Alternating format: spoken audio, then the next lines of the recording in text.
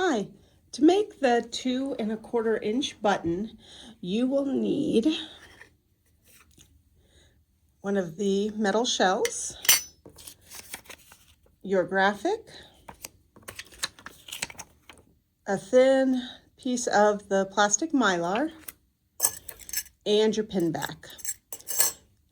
You can find supplies in our little case that should be near the button maker. If you are making more than a handful of buttons, please reach out to the CraftLab staff about supplies. Okay, so with our new button maker, it does require the 2¼ inch button supplies, which are not the ones you can get on Amazon. So again, reach out to our staff if you are looking for that. Okay, so with this press, you've got a first press and a second press. The button maker itself will turn and move around so that you can put in your pieces. So on the first step is, in the first press, you're going to take the shell and put that with that sharp edge facing down into the grooves. You're going to then take your printed graphic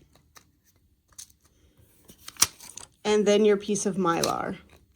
Those are going to go into the base. The second press side is where your pin back goes. It's going to go with the side you're going to pin onto your shirt or bag, down with this kind of curved side facing up.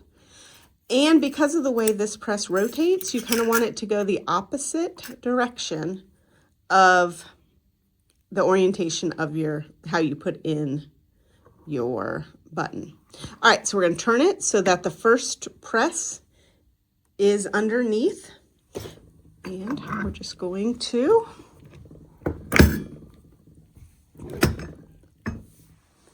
pull down the handle.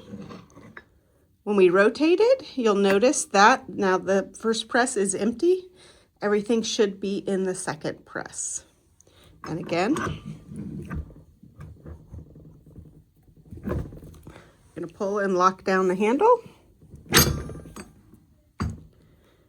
Turn it again, and you now have a completed button.